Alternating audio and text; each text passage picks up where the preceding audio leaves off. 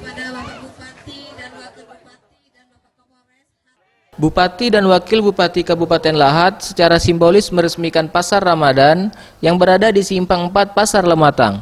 Dalam peresmian ini turut dihadiri oleh Kapolres Lahat serta Forkompinda. Kehadiran orang nomor 1 di bumi seganti setungguan ini disambut meriah masyarakat yang sedang berbelanja makanan untuk berbuka. Banyak masyarakat yang ingin bersalaman serta ingin meminta foto bersama.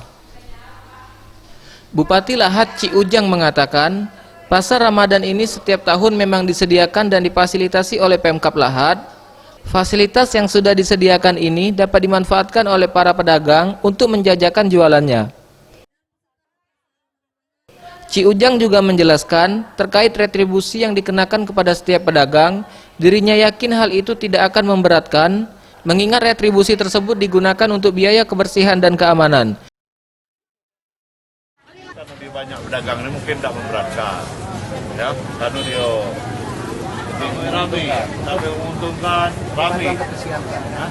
Nah, karena untuk kebersihan, untuk taruh, untuk penataan rapinya ditaruh. Mungkin ada listriknya lagi kan, siapin. Tim Liputan Sriwijaya TV.